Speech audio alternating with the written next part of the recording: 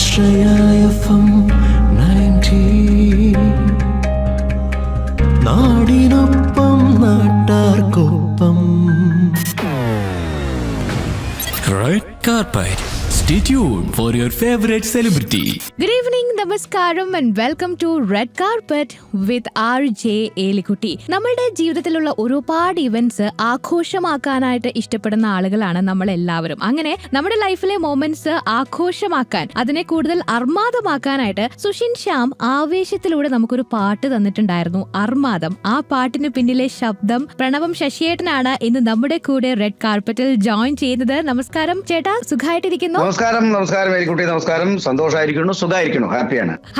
അപ്പൊ എന്തായാലും ഇങ്ങനെ ഓണമൊക്കെ ഇങ്ങനെ അടുത്തുകൊണ്ടിരിക്കുകയാണ്. അപ്പൊ ഓണവിശേഷങ്ങളിൽ നമുക്കൊന്ന് സ്റ്റാർട്ട് ചെയ്യാം. എന്തൊക്കെയാണ് ഒരുക്കങ്ങൾ ഇപ്പൊ നടന്നുകൊണ്ടിരിക്കുന്നത്? ഓണത്തിന് കുറെ സിനിമാ പാട്ടുകൾ വരുന്നുണ്ട്, കുറെ പുറത്തുള്ള യാത്രയുണ്ട്. നാടൻ പാട്ടിന്റെ ബാൻഡ് ഉള്ളത് കൊണ്ട് നാടൻ പാട്ടുകളുടെ ഒരു പരിപാടിയും കേരളത്തിനകത്തും പുറത്തും ഒക്കെ നിറയുണ്ട്. അപ്പൊ അതിന്റെ ഒരു സന്തോഷത്തിലും ഓണത്തെ വളരെ സന്തോഷപൂർവ്വം വരവേൽക്കാനായിട്ടുള്ള കാത്തിരിപ്പിലുമാണ് ഞാനും എന്റെ സംഘാംഗങ്ങളും എല്ലാവരും ചേർന്ന്. ബേസിക്കലി ശശിയേട്ടൻ പാലക്കാട് നിന്നുള്ള ഒരാളാണ്. പാലക്കാട് എന്ന് പറയുമ്പോഴത്തേക്കും നമുക്കറിയാം ഒരുപാട് ട്രഡീഷൻസ് ഒക്കെ ഫോളോ ചെയ്യുന്ന ആളുകളാണ് അവിടെ കൂടുതലായിട്ടുള്ളത്. അപ്പൊ അവിടുത്തെ ഒരു ഓണാഘോഷ രീതികളൊക്കെ എങ്ങനെയാണ്? ഓണം അങ്ങനെ പ്രത്യേകിച്ച് ഒരു സംഭവമൊന്നുമില്ല. നമ്മൾ കേരളത്തിൽ എല്ലായിടത്തും ആഘോഷിക്കുന്ന പോലെ തന്നെയാണ് പാലക്കാടിന്റെ ഉള്ളത്, പാലക്കാട് ഭാഗത്തുള്ളത്. എങ്കിലും പാലക്കാട് തമിഴ്നാടിന്റെ ഒരു അതിർത്തി പ്രദേശത്തായ ഒരു സ്ഥലമായതുകൊണ്ട് തന്നെ അത് തമിഴ് ടച്ചുള്ള കുറെ സംഭവങ്ങളൊക്കെ ചേർത്ത് വെച്ചുള്ള ഒരു ഓണാഘോഷമായിരിക്കും. പിന്നെ ബാക്കിയുള്ളതൊക്കെ തന്നെ സാധാരണ സദ്യയും പിന്നെ ഓണപ്പാച്ചിലും ഉത്രാടപ്പാച്ചിലും തിരുവോണപ്പാച്ചിലും ഒക്കെ എല്ലാം ഉള്ള ഒരു ആഘോഷം തന്നെയായിരിക്കും. വീട്ടിലുമൊക്കെ സദ്യ ഒരുക്കല്, പൂക്കള ഒരുക്കല്. അത്തം ആകുമ്പോ തന്നെ പൂക്കൾ ഇടാൻ തുടങ്ങും. അത്തം 10 പൊന്നോണം എന്നാണല്ലോ ഞാനൊരു പാട്ടിൽ പാടിയിട്ടുണ്ട്. അപ്പൊ 10-ാം ദിനം ആകുന്നത് വരെ ഓണമായി ബന്ധപ്പെട്ടുകൊണ്ട് പൂക്കൾ ഇടാനും പിന്നെ പുതുവസ്ത്രം വാങ്ങാനും കുട്ടികളായിട്ടുള്ള യാത്രയും അങ്ങനെയൊക്കെ തന്നെ ആയിരിക്കും. പിന്നെ മിക്കവാറും ഓണപരിപാടികൾക്കൊക്കെ ഈ സദ്യ ചിലപ്പോ എന്റെ വീട്ടിൽ തന്നെ ആവണമെന്നില്ല. എനിക്ക് മിക്കവാറും പരിപാടിയായിട്ട് പുറത്തോ അല്ലെങ്കിൽ കേരളത്തിന് പുറത്തോ അല്ലെങ്കിൽ ഇന്ത്യക്ക് പുറത്തോ നമ്മളൊക്കെ നാടിന് പുറത്തൊക്കെ ആണെങ്കിൽ ആഘോഷമൊക്കെ അങ്ങനെ പുറത്ത് എവിടെയെങ്കിലൊക്കെ ആയിരിക്കും. വളരെ അപൂർവമായിട്ട് മാത്രമേ വീട്ടില് ഉണ്ടാവുള്ളൂ. ഇപ്രാവശ്യം അതുപോലെ യാത്രയിലാണ്, ഓണ ദിവസം ഒന്നും ഇല്ല. അർമാദം പാട്ടിനെ പറ്റി സംസാരിക്കാം. സുഷിൻ ശ്യാമിന്റെ ആവേശത്തിലൂടെ അർമാദം പാട്ട് ഇപ്പോഴത്തെ പിള്ളേരുടെ ഇടയിൽ ഒരു ട്രെൻഡായി മാറിയിട്ടുള്ള ഒരു പാട്ടാണ്. ആ പാട്ടിന്റെ കഥയൊന്ന് പറഞ്ഞു തരാമോ ഞങ്ങൾക്ക്? തീർച്ചയായിട്ടും പറഞ്ഞുതരാം. ആ പാട്ടിന്റെ കഥ പറയുന്നതിന് മുമ്പ് ആ പാട്ട് പാടുന്നതിന് വേണ്ടി എന്നെ തെരഞ്ഞെടുത്തത് മറ്റൊരു പാട്ട് കേട്ടിട്ടാണ് സുഷിൻ ശ്യാം സാർ എന്നാണ് എന്നോട് പറഞ്ഞിട്ടുള്ളത്. അതാണ് ആ കഥയുടെ ഒരു ബിഗിനിങ് എന്നുള്ളത്. Gopi Sundar sir, music director Gopi Sundar സാറിന്റെ തുണ്ട് എന്നുള്ളൊരു സിനിമ, ബിജു മേനൻ നായകനായിട്ടുള്ള തുണ്ട് എന്നൊരു സിനിമ. ആ സിനിമയിൽ ഞാനൊരു പാട്ട് പാടിയിരുന്നു. 2 പോർഷൻ ആയിട്ടാണ്, ഒന്ന് മെലഡി പിന്നെ ഒന്ന് ഫാസ്റ്റ് നമ്പർ ആയിട്ട്. അത് പാട്ട് ഇങ്ങനെയാണ്: വാനിൽ നിന്നും താഴെ താഴെ ഭൂമി എന്നൊരു തുണ്ട്, ഭൂമിത്തുണ്ടിൽ വേനലുണ്ട് കൂടെ പൂമഴയുണ്ട്, വേനൽ കൊട്ടും ചൂടും തലയിൽ കൊണ്ട് പിന്നെ ചാറ്റൽ മഴയും കണ്ട് ഞാനൊന്നുണ്ട് നീയൊന്നുണ്ട്. ഇത് ഈ പാട്ടിന്റെ ഫസ്റ്റ് പോർഷനാണ്. സെക്കൻഡ് പോർഷൻ വന്നിട്ട് ഒറ്റയ്ക്ക് നിൽക്കുന്ന ചെടിയേ വാടല്ലേ വാടല്ലേ ചെടിയേ, കട്ടയ്ക്ക് ഞാനുണ്ട് ഗടിയേ, പൊട്ടിച്ചിരിക്കട്ടെ വെറുതെ. ഇങ്ങനൊരു ഫാസ്റ്റ് നമ്പറാണ് സെക്കൻഡ് പോർഷൻ. ഈ പാട്ട് കേട്ടിട്ടാണ് സുഷിൻ ശ്യാം സാറ് എന്നെ ആവേശം എന്നുള്ള സിനിമയിലേക്ക് സൽപുത്രൻ പിറന്നുള്ള പണ്ട് എന്നുള്ള ആ പാട്ടുമായിട്ട് എന്നെ വിളിക്കുന്നത്. പക്ഷെ അദ്ദേഹം വിളിക്കുന്ന സമയത്ത് എന്റെ വീട്ടില് അമ്മ മരണപ്പെട്ട ഒരു സമയം കൂടിയായിരുന്നു. അപ്പൊ ഞാനൊരു 10 ദിവസത്തെ അവധി ചോദിച്ചപ്പോൾ അദ്ദേഹം തീർച്ചയായിട്ടും തന്നു. ഈ 10 ദിവസത്തിനിടയ്ക്ക് ഞാൻ എപ്പോഴും ഈ പാട്ടെന്ന് എടുത്ത് നോക്കിയപ്പോഴ് മനസ്സിലേക്ക് അങ്ങോട്ട് കയറിയില്ല എന്നുള്ളതാണ് വളരെ ഓപ്പൺ ആയിട്ട് പറയാനുള്ള ഒരു സംഭവം. അപ്പൊ അതുകൊണ്ട് തന്നെ വീട്ടിലെ ചടങ്ങുകളൊക്കെ കഴിഞ്ഞിട്ടും വീണ്ടും 10 ദിവസം ഞാനൊന്നും മനഃപൂർവ്വം ഒന്ന് സ്ലിപ്പായി പോയി.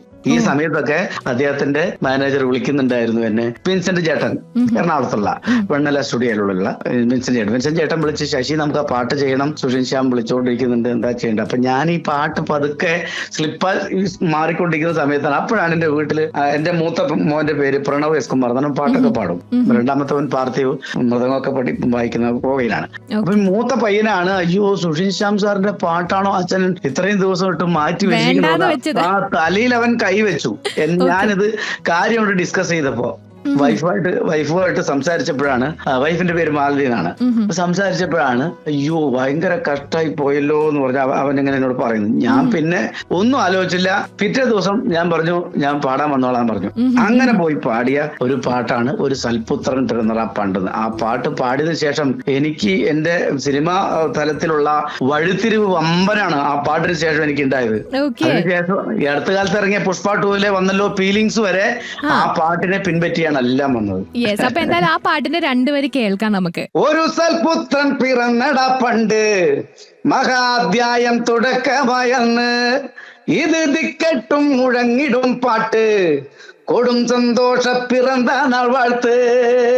സ്നേഹം വന്നാൽ മധുരത്തേന് വീഴായി തൂവും മന്ദിച്ചാറ്, കോപം കൊണ്ടാൽ അകമേ നൊന്താൽ വേറാരും വേണ്ടി നീ വില്ലന്മാര്. ആർമാദം ആർക്കും മർമാദം ആർത്തു പൊന്തട്ടെ ആഘോഷ പ്രകമ്പനം, ആർമാദം ആർക്കും മർമാദം ആർത്തു പൊന്തട്ടെ ആഘോഷ പ്രകമ്പനം. ചേട്ടൻ ഒരു ഫോക്ക് സിംഗർ എന്നുള്ള രീതിയിലും അതുപോലെ തന്നെ ഇപ്പോൾ പ്ലേ ബാക്ക് സിംഗർ എന്ന നിലയിലും ഒക്കെ എല്ലാവർക്കും വളരെ സുപരിചിതനായിട്ടുള്ള ഒരാൾ തന്നെയാണ്. പക്ഷേ പ്രണവൻ ചേട്ടനെ തന്നെത്താനെ ഒന്ന് ഇൻട്രൊഡ്യൂസ് ചെയ്യണം എന്ന് പറഞ്ഞിട്ടുണ്ടെങ്കിൽ എങ്ങനെയായിരിക്കും ഒരു ഇൻട്രൊഡക്ഷൻ കൊടുക്കാനായിട്ട് പോകുന്നത്? ഇപ്പോഴാണെങ്കിൽ പെട്ടെന്ന് പറയണത് സൽപുത്രൻ പിറന്ന പാട്ട് ആവേശം പുഷ്പ 2 പാടി എന്ന് പറയും. പക്ഷെ ഈ പാട്ടൊക്കെ വരുന്നതിന് മുമ്പ് നാടൻ പാട്ടിൽ ഒരു പാട്ട് വമ്പൻ ഹിറ്റാക്കിയ ഒരു പാട്ടുണ്ടായിരുന്നു. അതാണ്, അതിലേക്കാണ് ഞാൻ വരുന്നത്. പറഞ്ഞോളൂ. ആ പാട്ട് ഒന്ന് ചന്ദനപ്പൊട്ടിന്റെ എന്നുള്ളൊരു പാട്ടാണ്. ചന്ദനപ്പൊട്ടിന്റെ വട്ടം കുറഞ്ഞാലും എന്നുള്ളൊരു പാട്ടാണ്. അതാണ് കേരളക്കരയെ ആകെ ഒരു കാലത്ത് വലിപ്പ ചെറുപ്പ ഭേദമില്ലാതെ പ്രായഭേദമില്ലാതെ എല്ലാവരും പാടി നടന്നൊരു പാട്ടാണ്. ഇന്നും ആ പാട്ട് സൂപ്പർ ഹിറ്റാണ്. രാത്രി 12 മണിക്കും 2 മണിക്കും 1 മണിക്കൊക്കെ പല VIP വരെ എന്നെ വിളിച്ച് 2 വരി പാടുത്താ എന്ന് പറയുന്ന ഒരേ ഒരു പാട്ട് ഈ ചന്ദനപ്പൊട്ടിന്റെയാണ്. പിന്നെ ഒരുപാട് അതിന് തുടർന്ന് വന്നു. മാണിക്കക്കല്ല് എന്നുള്ള പാട്ട് വന്നു, പാലക്കാടിന്റെ ഒരു പാട്ട്, പാലക്കാടിനെ കുറിച്ച് പറയുന്ന ഒരു പാട്ട്, കാടും മലകളും എന്നുള്ളൊരു പാട്ട് വന്നു. അതൊക്കെ അതിനുശേഷം വന്നത്. പക്ഷെ ചന്ദനപ്പൊട്ടാണ് എന്നും എപ്പോഴും ഒരു വല്ലാത്തൊരു ഹിറ്റായി കിടക്കുന്ന എന്റെ ഒരു പാട്ട്. അപ്പൊ ആ ഒരു പാട്ടിന്റെ 2 വരിയും കൂടി നമുക്കൊന്ന് കേൾക്കാം. ആ പാട്ട് എഴുതിയത് കിരൺ കൃഷ്ണ എന്നുള്ളൊരു സുഹൃത്താണ്. അദ്ദേഹത്തിനെയൊക്കെ ഞാൻ കാണുന്നത് ഈ പാട്ട് വമ്പൻ ഹിറ്റായ ശേഷമാണ് ഞാൻ അദ്ദേഹത്തെ പരിചയപ്പെടുന്നത്. ഈ പാട്ട് എനിക്ക് ഒരു യാത്രക്കിടയിൽ കളഞ്ഞു കിട്ടിയ ഒരു പാട്ടാണ്, ചെർപ്പളശ്ശേരി ഭാഗത്തുനിന്ന്. ആ പാട്ട് പിന്നീട് ഞാൻ ആൽബമാക്കി മാറ്റിയപ്പോ പിന്നെ കുറച്ച് വർഷങ്ങൾ കഴിഞ്ഞ് അത് MC ഓഡിയോസ് അത് അവരുടെ പാട്ടാക്കി മാറ്റി. പിന്നീട് ഒരു ഗൾഫ് ഷോക്ക് ബഹ്റിനിൽ പോയപ്പോഴാണ് ഒരു ചെറുപ്പക്കാരൻ ഭാര്യയും കൂടെ വന്ന് എന്നെ കാണാണ്. ചേട്ടാ നമസ്കാരം, എന്റെ പേര് കിരൺ കൃഷ്ണ എന്നാണ്. പിന്നെ നിങ്ങൾ പാടിയ ചന്ദനപ്പൊട്ടിന്റെ എന്നുള്ള പാട്ട് എന്റെ പാട്ടാണ്. ഞാനത് കേട്ടപ്പോ ഒന്ന് പേടിച്ചു കേട്ടോ. കാരണം എന്താ അറിയോ, സാധാരണഗതിയിൽ കേസിനാണ് ഇങ്ങനെയൊക്കെ വരിക. പക്ഷെ അദ്ദേഹം പറഞ്ഞ വാക്ക് ഇപ്പോഴും എന്റെ മനസ്സിൽ കിടക്കുന്നത്, ചെതലരിച്ചു തുടങ്ങിയ എന്റെ വരികൾക്ക് ജീവൻ നൽകിയ ശശി ചേട്ടനോട് എത്ര നന്ദി പറഞ്ഞാലും മതിയാവില്ല എന്നൊരു വാക്കാണ്. അവാർഡല്ലേ അത്, ഭയങ്കര അവാർഡല്ലേ. മിണ്ടിയ കേസിന് പോണ സമയത്താണ് അദ്ദേഹം ഇങ്ങനെ ഒരു വാക്ക് പറഞ്ഞത്. അപ്പൊ കിരണകൃഷ്ണനോടുള്ള നന്ദി എത്ര പറഞ്ഞാലും മതിയാവില്ല. ഒരുപാട് സന്തോഷം. ആ 2 വരി പാടാം തീർച്ചയായിട്ടും. പ്രണയം മനസ്സിന്റെ അകത്ത് കാത്തു സൂക്ഷിച്ചവർക്ക് ചേർത്ത് വെക്കാൻ പറ്റുക മനോഹരമായ വാക്കുകളും വരികളും ചേർത്താണ് അദ്ദേഹം പാട്ടുണ്ടാക്കിയിട്ട്. അത് പാടാം. ചന്ദനപ്പൊട്ടിന്റെ പെണ്ണെ വട്ടം കുറഞ്ഞാലും നിന്റെ ചന്തത്തിനൊട്ടും കുറവില്ല പെണ്ണേ, ചന്ദനപ്പൂമയിലേ. ചന്ദനപ്പൊട്ടിന്റെ പെണ്ണെ വട്ടം കുറഞ്ഞാലും ചന്തത്തിനൊട്ടും കുറവില്ല പെണ്ണെ, ചന്ദനപ്പൂമയിലേ. ആശയ്ക്കൊരാശയ്ക്കായി പെണ്ണെ കാണണമെന്നുണ്ട്, 2 മനസ്സാണ് പുന്നാരമോളെ എന്റെ ഇണക്കിളിയേ. ചന്ദനപ്പൊട്ടിന്റെ പെണ്ണെ വട്ടം കുറഞ്ഞാലും ചന്തത്തിനൊട്ടും കുറവില്ല പെണ്ണെ, ചന്ദനപ്പൂമയിലേ. നിന്നെയുറക്കാനായി പെണ്ണെ ചന്ദനക്കട്ടിലുണ്ട്, നിന്നെ കിടത്തി താരാട്ടുപാടി മെല്ലെയുറക്കാനായി. ചന്ദനപ്പൊട്ടിന്റെ പെണ്ണെ വട്ടം കുറഞ്ഞാലും ചന്തത്തിനൊട്ടും കുറവില്ല പെണ്ണേ, ചന്ദനപ്പൂമയിലേ. സ്കൂളിൽ പഠിക്കുമ്പോൾ നാടൻ പാട്ട് വേദികളില് ഏറ്റവും കൂടുതൽ കേട്ടിട്ടുണ്ടായിരുന്ന ഒരു പാട്ടാണ് ഇത്. ആ ഒരു സമയത്തെ കാലഘട്ടത്തിലേക്കൊക്കെ ഇപ്പൊ എന്നെ കൂട്ടിക്കൊണ്ടു പോയി. അതിന്റെ സിംഗറിൽ നിന്ന് തന്നെ ആ ഒരു പാട്ട് കേൾക്കാൻ പറ്റിയതിൽ ഒരുപാട് സന്തോഷം. ശരിക്കും പറഞ്ഞാൽ എന്റെ കണ്ണൊക്കെ ഇപ്പൊ നിറഞ്ഞു വരുന്നുണ്ട്. ഒരുപാട് സന്തോഷം. ഇതിനിടയ്ക്ക് തന്നെ ഒരു ക്ഷമാപണം കൂടെ നടത്തിക്കോട്ടെ. കാരണം ഇന്നലത്തെ ഒരു റെക്കോർഡിംഗ് സെഷൻ രാവിലെ മുതൽ ഉച്ച വരെയുള്ള റെക്കോർഡിംഗ് സെഷൻ കാര്യം തൊണ്ടയ്ക്ക് ചെറിയൊരു പ്രോബ്ലം ഉണ്ട്. പ്രേക്ഷകരോടും നിങ്ങളോടൊക്കെ ക്ഷമ ചോദിക്കുന്നു. അതിലുള്ള ചെറിയത് ഇല്ല, വളരെ മനോഹരമായിട്ട് തന്നെയാണ് ശശിയേട്ട പാടിക്കൊണ്ടിരിക്കുന്നത്. ആ ഒരു എനർജി അത് നമുക്ക് ഇങ്ങനെ കിട്ടിക്കൊണ്ടിരിക്കുകയാണ്. എന്താണ് ഈ ഒരു എനർജിയുടെ ബാക്കിലുള്ള ഒരു രഹസ്യം എന്ന് പറയുന്നത്?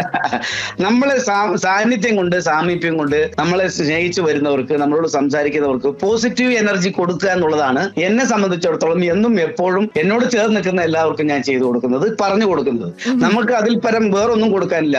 കോടിക്കണക്കിന് പൈസ കൊടുത്താലോ അല്ലെങ്കിൽ വയറ് നിറയെ ഭക്ഷണം കൊടുത്താലോ വേറെ എന്തെങ്കിലും കൊടുത്താലോ ഒരു തൃപ്തിയാവില്ല. ശരിക്കും പറഞ്ഞാല് അവര് നമ്മൾ അടുത്ത് നിൽക്കുന്ന ആ സമയം എത്ര, ഒരു മിനിറ്റ് ആണെങ്കിലും ഒരു മിനിറ്റ്, ഒരു നിമിഷമാണെങ്കിൽ ഒരു നിമിഷം, ആ നിമിഷം അവരെ ഹാപ്പി ആക്കിയിരിക്കാനും അവരെ സന്തോഷിപ്പിച്ചിരിക്കാനും നമ്മളെ വിട്ടു പോകാൻ പറ്റാത്ത രീതിയിലുള്ള ഒരു മാനസികാവസ്ഥയിലേക്ക് എത്തിക്കാനുള്ള ഒരു പോസിറ്റീവ് എനർജി കൊടുക്കുക എന്നുള്ളത് തന്നെയാണ് ഒരു കലാകാരനെ സംബന്ധിച്ചിടത്തോളം ഏറ്റവും വലിയ കാര്യം. അത് ഉണ്ടാക്കിയെടുക്കുക എന്നുള്ളത് പിന്നെ വളരെ പ്രയാസകരമാണ്. പക്ഷെ ഞാനതൊന്നും മെയിൻറ്റെയിൻ ചെയ്യാൻ ശ്രമിക്കാറുണ്ട്.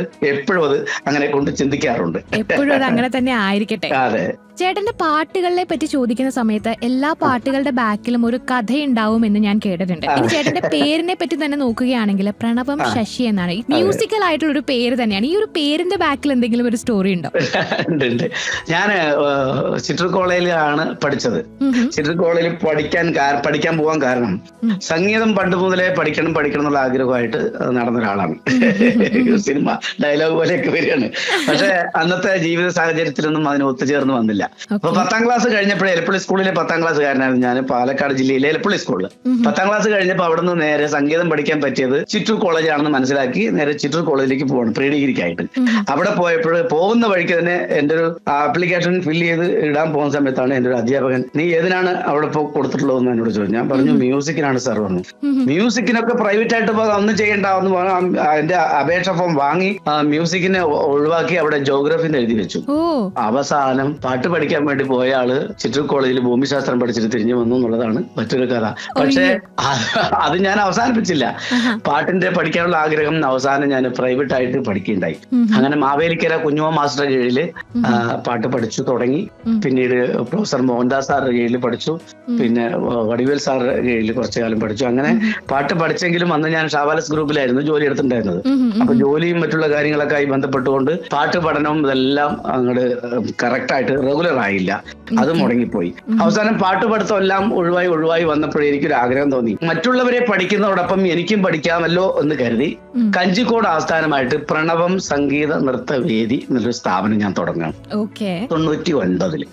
അങ്ങനെയാണ് 99 മുൻപ് തുടങ്ങി. 99 രജിസ്ട്രേഷൻ ചെയ്യുന്നത്. 98 ആയിട്ട് ഞാൻ അങ്ങനെ തുടങ്ങി. ആ പ്രണവം സംഗീത നൃത്തവേദിയിലൂടെയാണ് പിന്നീട് കുറച്ചു കാലം പാട്ട് പഠിച്ചെങ്കിലും അത് നടന്നില്ല. അവിടെ സംഗീത നൃത്തവും തബലയും ഗിറ്റാറൊക്കെ പഠിപ്പിക്കുന്നതിനും അതിന്റെ അഡ്മിനിസ്ട്രേഷൻ കാര്യങ്ങളൊക്കെ എടുത്തിറക്കപ്പെട്ടു. അതും പോയില്ല. പക്ഷെ ആ ഇടയ്ക്ക് ഞാൻ ഒന്ന് ചെയ്തത് ഈ പ്രണവം എന്നുള്ള പേര് എന്റെ പേരിന്റെ കൂടെ ചേർക്കപ്പെട്ടു എന്നുള്ളതാണ് വലിയൊരു സംഭവം. പിന്നീട് 2000 മൂത്ത മകൻ ജനിക്കുന്നത്. അപ്പൊ ഞാൻ ഈ പ്രണവത്തിന്റെ പ്രണവ് എന്നുള്ളത് മൂത്ത മകനെ പേരിട്ടു. പ്രണവ്. അങ്ങനെയാണ് എന്റെ മുഴുവൻ പേര് പ്രണവം ശശി എന്നല്ല, ശശികുമാർ എന്നാണ് മുഴുവൻ പേര്. അപ്പൊ പക്ഷെ പ്രണവം ശശി എന്ന് മാത്രമായിട്ട് ജനങ്ങൾ തന്നെ ചാർത്തി തന്ന ഒരു വലിയൊരു കിരീടമാണ്. അത് ഞാൻ മാറ്റിയില്ല. പതുക്കെ നമ്മുടെ ബാബുവേട്ടനിലേക്ക് ഇങ്ങോട്ട് വരാം. വീണ്ടും ഒരു സെറ്റപ്പ് അടിപൊളി പാട്ടാണ്. എപ്പൊ നമ്മളൊന്ന് വൈബ് മാറ്റണം എന്ന് വിചാരിക്കുമ്പോഴത്തേക്കും നമ്മുടെ മനസ്സിലേക്ക് ആദ്യം ഓടിയെത്തുന്ന പാട്ടാണ് ബാബുവേട്ടൻ എന്നുള്ള പാട്ട്. ആ ഒരു പാട്ടിന്റെ കഥ എന്താണ്? അതൊരു കഥയുണ്ട്. അയ്യോ, അതാണ് രസകരമായിട്ടുള്ള കഥ. അതും അതേപോലെ ഗോപിസുന്ദർ സാറിന്റെ പാട്ടാണ് അത്. ആ പാട്ട് എന്നെ ഹരിനാരായണൻ ചേട്ടനാണ് എന്നെ പരിചയപ്പെടുത്തി കൊടുക്കുന്നത് ഗോപിസുന്ദർ സാർക്ക്. ഗോപിസുന്ദർ സാർ എന്നെ നേരിട്ട് വിളിക്കുകയാണ് ചെയ്തു ഒരു ദിവസം. അദ്ദേഹം വിളിച്ചത്, ഞാൻ ഗോപിസുന്ദറാണ്, മ്യൂസിക് ഡയറക്ടർ, നമുക്കൊരു പാട്ട് പാടണല്ലോ എന്ന് പറഞ്ഞു. അപ്പൊ ഞാൻ ആ പരിപാടിയുടെ ഒരു സീസൺ ടൈമിലാണ് സാർ എന്നെ വിളിക്കുന്നത്. പക്ഷെ ഈ പേര് എനിക്ക് അങ്ങോട്ട് ക്യാച്ച് ആയില്ല എന്റെ മനസ്സിലേക്ക്. അപ്പൊ ഞാൻ പിന്നീട് തിരിച്ചു വിളിച്ചോളാം പറഞ്ഞ് അദ്ദേഹത്തെ ഒഴിവാക്കി. അങ്ങനെ ഒരു 4 തവണ എന്നെ ഗോപിസുന്ദർ സാർ വിളിച്ചു എന്നാണ് ഞാനിപ്പോ പറയുന്നത്. 4 തവണ. 4ാമത്തെ തവണ വിളിക്കുമ്പോ അദ്ദേഹത്തിന് ലേശം ദേഷ്യം വന്നോ സംശയം ഉണ്ടായിരുന്നു. കാരണം അദ്ദേഹം, ചേട്ടാ നമുക്ക് ആ പാട്ടൊന്ന് തീർക്കണ്ടേ എന്ന് ചോദിച്ചു എന്നോട്. അപ്പൊ ഞാൻ പറഞ്ഞു, ഞാൻ അപ്പോഴാണ് ഈശ്വര. അപ്പൊ ഉടനെ സാർ ഞാൻ നാളെ വന്നോളാം. എന്തുകൊണ്ടോ നാളെ വന്നോളാം എന്ന് പറഞ്ഞു പെട്ടെന്ന് തന്നെ. പിന്നെ ഞാൻ ഒന്നും ഓർത്തില്ല. അദ്ദേഹത്തിന്റെ തന്നെ മാനേജർ എന്നെ വിളിക്കുന്നു. കിട്ടിയ ലൊക്കേഷൻ വെച്ച് ഞാൻ നേരെ രാവിലെ 7-7:30 ആകുമ്പോഴേക്കും അവിടെ ഞാൻ തൃപ്പൂണിത്തറ എത്തണം. അദ്ദേഹത്തിന്റെ വീട്ടിലുള്ള സ്റ്റുഡിയോയിൽ വെച്ചായിരുന്നു റെക്കോർഡിങ്. ഞാൻ അവിടെ എത്തിയ ശേഷം നേരെ അദ്ദേഹത്തിന്റെ വീടിന്റെ മതിലിന്റെ പുറത്ത് വന്ന് കണ്ടത് മ്യൂസിക് ഡയറക്ടർ ഗോപി സുന്ദർ എന്നിങ്ങനെ എഴുതി വെച്ചിരുന്നു. എന്റെ ഈശ്വര, എന്റെ കണ്ണിൽ കൂടെ ഈ ലോകം മുഴുവൻ ഇടിഞ്ഞു പൊളിഞ്ഞു പോയോ, ഇരുട്ട് കയറിയോ, എന്തൊക്കെയാ സംഭവിച്ചത് എനിക്ക് ഒരു പിടുത്തമില്ല. സെക്കൻഡ് കൊണ്ട് ഞാൻ ഇല്ലാതായി പോയി, ചാരമായി പോയി. ഞാൻ വിചാരിച്ചു പോയി, ഇനി എന്നെ അദ്ദേഹം ഈ 4 ദിവസമൊക്കെ ഞാൻ ഇങ്ങനെ ഒരു പ്രത്യേക ടൈപ്പിൽ സംസാരിച്ചത് കൊണ്ട് എന്റെ വീട്ടിൽ വിളിച്ചു വരുത്തി അടിപറ്റിക്കാനായിരിക്കും ഈശ്വര എന്നൊക്കെ പറഞ്ഞ് വിചാരിച്ചു. പക്ഷെ അവിടെ പോയപ്പോ കിട്ടിയ മനസ്സ് നിറഞ്ഞ സ്വീകരണം, സന്തോഷം പറഞ്ഞറിയിക്കാൻ പറ്റില്ല. അദ്ദേഹം പറഞ്ഞു, ഒരു പ്രശ്നമില്ല ചേട്ടാ, ചേട്ടാന്നാ എന്നെ വിളിച്ചത്, ഒരു പ്രശ്നമില്ല ചേട്ടാ, നിങ്ങൾ ധൈര്യമായിട്ട് വരൂ, നിങ്ങൾ പ്രോഗ്രാം തിരക്കിലാണെന്ന് എനിക്ക് മനസ്സിലായി, അറിഞ്ഞു, അതുകൊണ്ട് തന്നെ ഒരു പ്രോബ്ലം ഇല്ല, നമുക്ക് സുന്ദരമായിട്ട് പാടാന്ന് പറഞ്ഞു. അങ്ങനെയാണ് അദ്ദേഹം എന്നെ പാടിക്കുന്നത്. കോടതി സമക്ഷം ബാലൻ ബക്കി എന്നുള്ള സിനിമയിൽ, ദിലീപിന്റെ സിനിമയിലാണ് ഞാനും സിത്താരയും കൂടെ പാടിയ പാട്ടാണത്. ഞാനും സിത്താരയും പാടുന്ന ആദ്യത്തെ പാട്ടാണത്. ഞാൻ ഇതൊരു സന്തോഷം കൂടെ പറയുള്ളത്, ഞാനും സിത്താരയും പാടിയ 2 പാട്ടും 2 സൂപ്പർ ഹിറ്റ് ആണ്. 2 പാട്ടേ പാടിയിട്ടുള്ളൂ. ഒന്ന് വന്നല്ലോ ഫീലിങ്സ്, പുഷ്പാട്ടൂല്, പിന്നൊന്ന് മഞ്ഞ മഞ്ഞ ബൾബ്. അങ്ങനെയാണ് ഈ മഞ്ഞ മഞ്ഞ ബൾബിന്റെ ഒരു കഥ അവിടെ വരുന്നത്. അദ്ദേഹം അവിടെ പോയപ്പോഴ് ഇപ്പൊ പാടിയത് തന്നെ ഹൈപ്പിച്ചിലാണ് മഞ്ഞ മഞ്ഞ ബൾബുകൾ. അതിന്റെ മേലെയായിരുന്നു അവിടെ അദ്ദേഹം അവിടെ സെറ്റ് ചെയ്ത് വെച്ചത്. ഞാൻ അതിനും പാടിക്കൊടുത്തപ്പോ അദ്ദേഹം പറഞ്ഞു, നമുക്കൊരു പൊടിക്ക് കുറയ്ക്കാൻ ചേട്ടാന്ന് കരുതിയാണ് അദ്ദേഹം പിന്നെ വീണ്ടും ഈ ടൈപ്പില് ഈ ശ്രുതിക്ക് അത് പാട്ട് സെറ്റാക്കിയത്. അതിന്റെ 2 വരി പാടാൻ പിന്നെ തീർച്ചയായിട്ടും. മഞ്ഞ മഞ്ഞ മഞ്ഞ മഞ്ഞ ബൾബുകൾ മിന്നി മിന്നി മിന്നി മിന്നി കത്തുമ്പോൾ എന്നെ നോക്കണേ, എന്നെ നോക്കണേ, എന്നെ നോക്കണേ, വഴക്ക വെള്ളരിക്ക കത്തിരിക്ക കൂട്ട് കൂട്ട് കൂട്ട് കൂട്ട് കൂട്ട് രവത്ത് തപ്പടിച്ച് പോരട്ടെ നിൻ പാട്ട് പാട്ട് പാട്ട് പാട്ട് പാട്ട്. അപ്പൊ എന്തായാലും പ്രണവൻ ചേട്ടൻ പറഞ്ഞു കുട്ടിക്കാലം തൊട്ടേ പാട്ട് പഠിക്കണം എന്നൊരു മോഹവുമായിട്ട് നടന്നിരുന്ന ഒരാളാണ് എന്നുള്ളത്. പക്ഷെ ആ ഒരു ഫസ്റ്റ് റിയലൈസേഷൻ ഉണ്ടാവുമല്ലോ നമ്മുടെ കുട്ടിക്കാലത്ത്, ഏതൊരു മൊമെന്റിലാണ് ഓക്കെ എനിക്ക് പാട്ടാണ് എന്റെ ഏറ്റവും വലിയ അസറ്റ് ആവാൻ പോകുന്ന ഒരു കാര്യം, അല്ലെങ്കിൽ എനിക്ക് ഏറ്റവും ഇഷ്ടപ്പെട്ടത് പാട്ടാണ് നമ്മൾ റിയലൈസ് ചെയ്യുന്ന ഒരു മൊമെന്റ് ഉണ്ടാവുമല്ലോ. അതിനെ കുറിച്ച് എന്താ പറയാനുള്ളത്? എന്റെ കുട്ടിക്കാലത്ത് എന്റെ ആദ്യത്തെ ശ്രോതാവ് എന്ന് പറഞ്ഞ എന്റെ അമ്മയാണ്. അമ്മയുടെ കൂട്ടുകാരിയുണ്ട്, പാർവതി ചേച്ചി എന്ന് പറയും. ഇവർ 2 പേരും എന്നെ വിളിച്ചു വരുത്തി ഒരു പാട്ട് പാടിക്കുമായിരുന്നു. അതായത് അന്ന് എത്രയും ബഹുമാനപ്പെട്ട എന്റെ പ്രിയ ഭർത്താവ് വായിക്കുവാൻ സ്വന്തം ഭാര്യ, ഇങ്ങനെ ഒരു പാട്ടില്ലേ, എഴുത്തുപാട്ട്, കത്തുപാട്ട്. ഈ കത്തുപാട്ട് ഇപ്പൊ കുറച്ച് വരികളൊക്കെ മറന്നുപോയി. അന്ന് എന്നെ കൊണ്ട് എപ്പോഴും ഇങ്ങനെ വെറുതെ, അത് ഒരു പഴയ ആ കാലഘട്ടത്തിൽ ഒരു രസമുള്ള പാട്ടായിരുന്നു. ഇത് ഇവർ 2 പേരും കേൾക്കാനായിട്ട് എപ്പോഴും 4 പേര് എന്നെ കൊണ്ട് പാടിപ്പിക്കായിരുന്നു. അങ്ങനെയാണ് ഒരു പാട്ടുകാരൻ അവിടെ ജനിക്കുന്നത്. ശരിക്കും പറഞ്ഞു എന്റെ കഴിവുകളോ മനസ്സിലാക്കി എന്നെ പാട്ടിന്റെ വഴിക്ക് വിടാനോ അല്ലെങ്കിൽ പാട്ടിന്റെ രീതിയിൽ കൊണ്ടുപോകാനുള്ള ഒരു സാഹചര്യം ആയിരുന്നില്ല അന്ന്. എങ്കിലും എന്നെ കാണുമ്പോഴൊക്കെ പാട്ട് പാടാനുള്ള ഒരു അവസരം അമ്മ അങ്ങനെ ഒരുക്കുമായിരുന്നു. ആരെങ്കിലും വന്നാൽ പാട്ട് പാടെന്ന് പറയും. പിന്നീട് ആ പാട്ട് ആണ് പിന്നീട് എന്നെ നാട്ടും പുറത്ത് എന്നെ കണ്ടു കഴിഞ്ഞാല് ശശി വന്നിട്ടുണ്ട്, നമുക്കൊരു മോണോറ്റും ഒരു പാട്ടും കേൾക്കാൻ ഒന്ന് പറയാൻ തുടങ്ങി. അങ്ങനെ പതുക്കെ പതുക്കെ നാട്ടും പുറത്തൊക്കെ ഒരു പാട്ടുകാരൻ, മോണക്റ്റുകാരനായി മാറി. പിന്നീട് 10ാം ക്ലാസ്സിൽ എലപ്പള്ളി സ്കൂളിൽ പോയപ്പോൾ അവിടെ ഒരു ശ്രീവിശാലം കോളേജിൽ ഒരു പാരലൽ കോളേജ് ഉണ്ടായിരുന്നു. ആ പാരലൽ കോളേജിൽ വെച്ചാണ് ശരിക്കും ഞാനൊരു പാട്ടുകാരനായിട്ട് തിരിച്ചറിയപ്പെടുന്നത്, മാറുന്നത്. അവിടെ വെച്ച് ആൺകുട്ടികളും പെൺകുട്ടികളും തമ്മിലൊരു മത്സരം നടക്കണു. അതിൽ എന്റെ കൂടെ ഇരുന്നൊരു മുരളി പറഞ്ഞൊരു കൂട്ടുകാരൻ പറയുകയാണ്, നിങ്ങൾ ജയിച്ചു കഴിഞ്ഞാൽ ഞങ്ങളുടെ കൂട്ടത്തിലുള്ള ശശി ഒരു പാട്ട് പാടും. ഞാൻ പാട്ട് പാടുന്ന അറിഞ്ഞത് കൊണ്ടൊന്നുമല്ല, എന്നെ കുടുക്കിയതാണ് ഈ മുരളി. സത്യം പറഞ്ഞാൽ മുരളിക്കൊന്നും ഞാൻ പാട്ട് പാടുന്ന അറിയേയില്ല. അദ്ദേഹം പറഞ്ഞു, ആരാണോ തോൽക്കുന്നത് അവര് പാടും എന്നൊക്കെ പറഞ്ഞ് അവസാനം പറഞ്ഞതുപോലെ തന്നെ പെൺകുട്ടികൾ ചോദിച്ചു, ഞങ്ങൾ തോറ്റു ആൺകുട്ടികൾ. അവസാനം ഇവൻ പറഞ്ഞത് എന്നെ കൊണ്ട് പാട്ട് പാടുന്നത്. അവര് ഞാനിപ്പോ പാടി ആകെ വല്ലാത്തൊരു അവസ്ഥയിലാവുന്ന കരുതിയും കൂടിയാണ് എന്നെ കുടുക്കിയാണ് അവര് ചെയ്തത്. പക്ഷെ അവരെ ഞെട്ടിച്ചുകൊണ്ട് ഞാൻ ആ സമയത്ത് നീരാടുവാൻ നിലയിൽ നീരാടുവാൻ എന്നൊരു പാട്ടിന്റെ ഒരു പാടി. അവരെല്ലാവരും ഞെട്ടിപ്പോയി. ശശി പാട്ട് പാടുമായിരുന്നോ, ഞങ്ങൾക്ക് അറിയില്ലല്ലോ എന്നുള്ളൊരു കഥ. അന്ന് മുതലാണ് ഞാനൊരു സദസ്സില്, ഒരു സഭയില് ആദ്യമായിട്ട് പാടുന്നത്. ശ്രീവിശാലം കോളേജിന്റെ അവിടെ വെച്ചിട്ടാണ്. ആ ഒരു കുട്ടികൾക്ക് മുന്നിലാണ് ഞാൻ ആദ്യമായിട്ട് പാടുന്നത്. പിന്നീട് വേദിയിൽ ആദ്യമായിട്ട് ഞാൻ പാടുന്നത് വീട്ടിനടുത്ത് മലയങ്കാവ് എന്നൊരു സ്ഥലമുണ്ട്. അവിടെ ഒരു ഭഗവതി പാട്ടുത്സവം നടക്കുന്ന ഒരു വേദിയിലാണ് ആദ്യമായിട്ട് ഞാൻ സ്റ്റേജിൽ കയറുന്നത്. അന്ന് സ്റ്റേജിൽ കയറിയ ഒരു പാട്ട് പാടിയത് വനശ്രീ മുഖം നോക്കി വാൽക്കണ്ണെഴുതുമീ എന്നുള്ളൊരു പാടുന്നത്.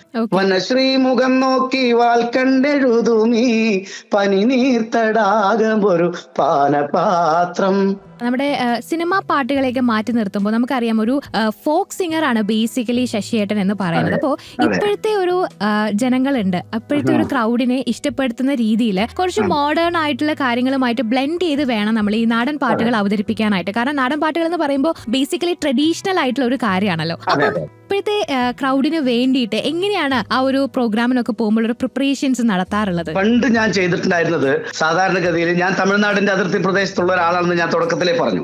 അതുകൊണ്ട് തന്നെ എന്റെ ഇൻസ്ട്രുമെന്റ്സിലൊക്കെ എന്റെ നാടൻ പാട്ടിലൊക്കെ തമിഴ്നാടിന്റെ വാദ്യോപകരണങ്ങളൊക്കെ ഉണ്ടാവും. ഇപ്പൊ തെക്കും വടക്കും പടിഞ്ഞാറൊക്കെ കിടക്കുന്ന നാടൻ പാട്ടുകാരും മരം, പറ, തുടി അങ്ങനെയുള്ള ഉപകരണങ്ങൾ ഉപയോഗിക്കുമ്പോൾ ഞാൻ തകിൽ, ഇപ്പോഴാണ് തെക്കും വടക്കൊക്കെ തകിൽ ഉപയോഗിക്കുന്നത്. പണ്ട് മരവും പറയും ഒറ്റയും അതൊക്കെ വെച്ചാണ് ചെയ്യുന്നത്. ഞാനിവിടെ തമിഴ്നാടിന്റെ ഉപകരണങ്ങളായ ചെറുവാദ്യങ്ങളായ തകില്, പമ്പ, ഉറുമി, ഉടുക്ക് അങ്ങനെയൊക്കെ വെച്ചുകൊണ്ടാണ് എന്റെ പണ്ട് കാലത്ത് ഞാൻ പരിപാടി ചെയ്യുന്നത്. അത് പിൻപറ്റി പിന്നീട് പല ആളുകളും അതിനെ ഇമിറ്റേറ്റ് ചെയ്ത് ബാക്കിയുള്ള നാടൻ പാട്ട് സംഘങ്ങളൊക്കെ തകിലിന്റെ കാര്യത്തിലും മറ്റുള്ള കാര്യങ്ങളൊക്കെ ഉപയോഗിക്കുന്നത്.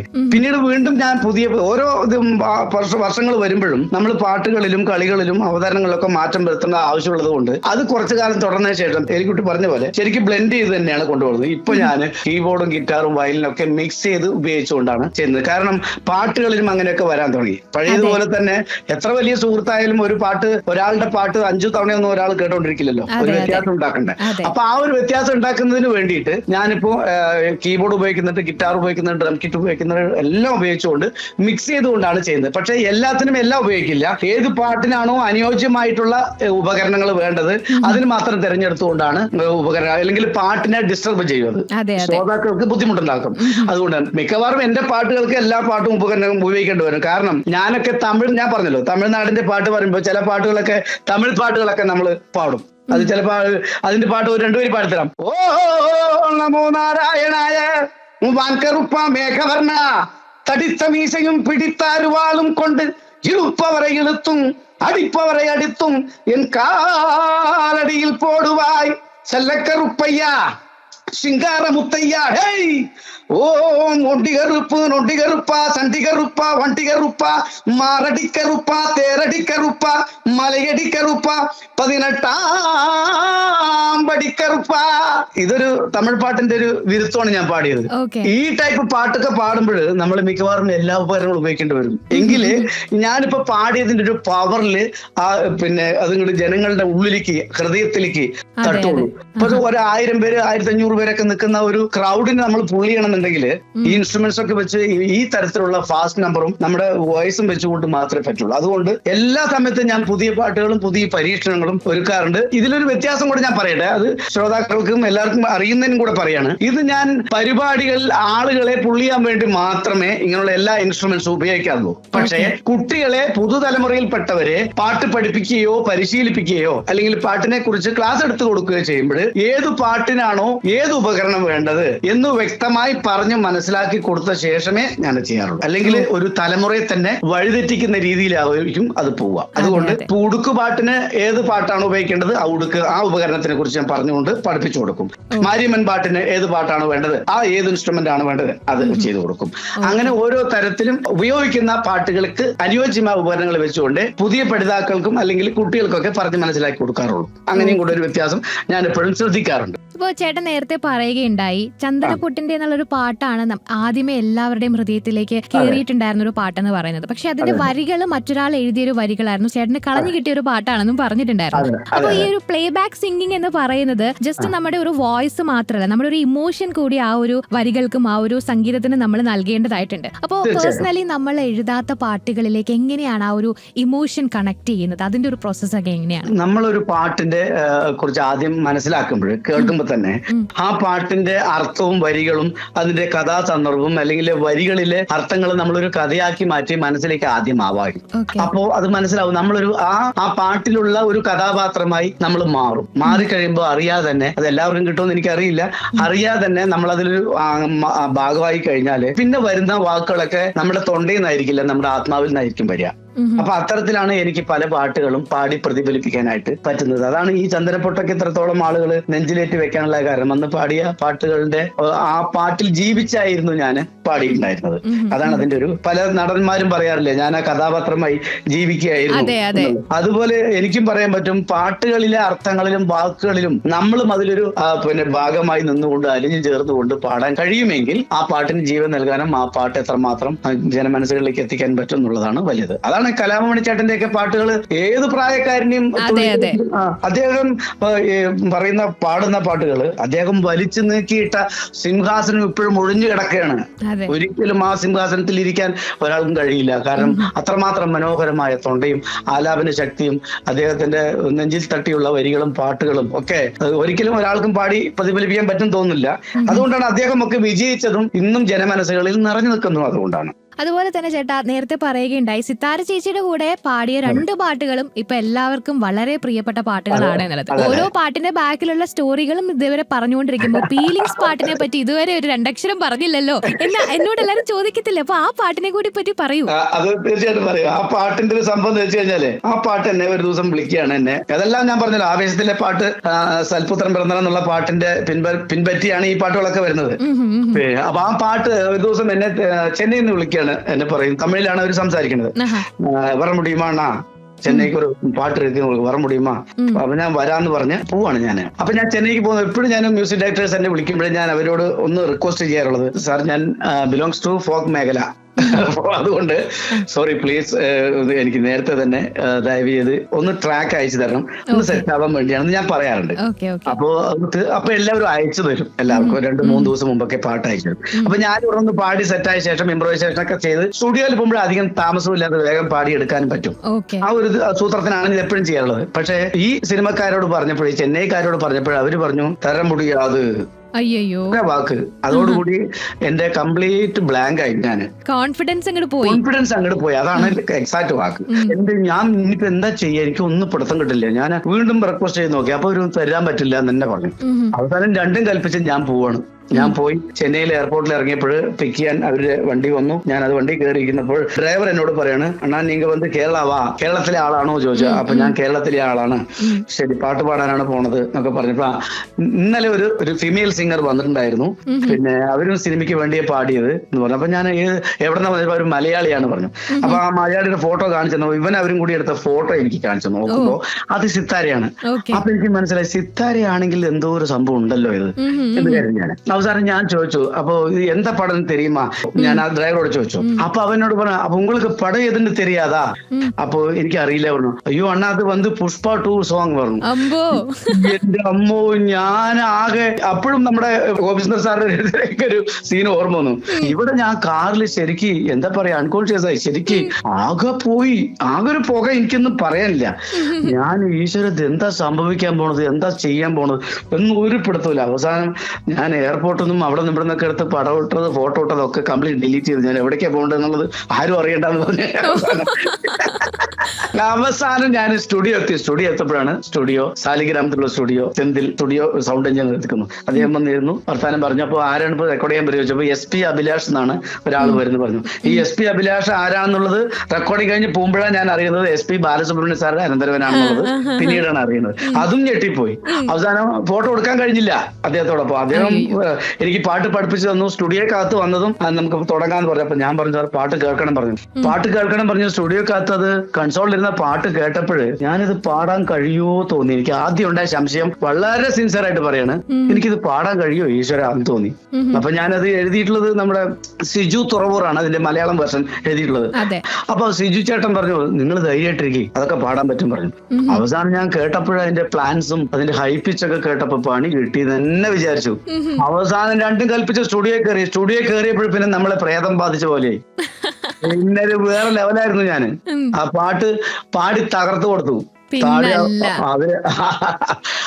അവര് ഭയങ്കര സന്തോഷമായി, ഹാപ്പിയായി, ഗംഭീരായി, ഉഷാറായി എന്ന് പറഞ്ഞു. പിന്നീടാണ് ഞാൻ ആലോചിച്ചത്, ഞാൻ പാടിയ ആ പിച്ച് മഞ്ഞ ബൾബിനേക്കാളും മേലെയുള്ള കിടക്കുന്ന ഒരു പിച്ചായിരുന്നു.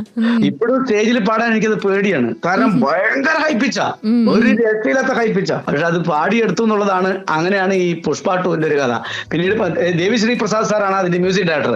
അദ്ദേഹം തന്നെ വേറൊരു മലയാളം തമിഴ് പടം ധനുഷിന് ഒരു കുബേര എന്നുള്ള സിനിമ ചെയ്തിരുന്നു. അതിൽ ഞാൻ പോയി വാ നൻപ എന്നുള്ളൊരു പാട്ട് ഞാൻ പാടി. അതും സിജു ആണ് എഴുതിയത്. പോയി വാ നൻപ എന്നൊരു പാട്ട് മലയാളത്തില് ഞാനാണ് പാടിയത്.